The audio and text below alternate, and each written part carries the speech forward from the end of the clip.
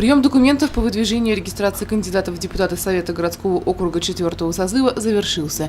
Документы о заверении списков кандидатов представили политические партии «Партия Роста», «Единая Россия», ЛДПР, Российская партия пенсионеров за справедливость, Российская экологическая партия «Зеленые», Справедливая Россия, Патриоты России, КПРФ, а также кандидаты, выдвигаемые в порядке самовыдвижения – 11 человек.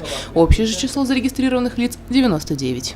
Комиссии рассматривали все представленные документы, мы делали запросы МВД, ГИБДД и различные инстанции, где указаны их заявлениях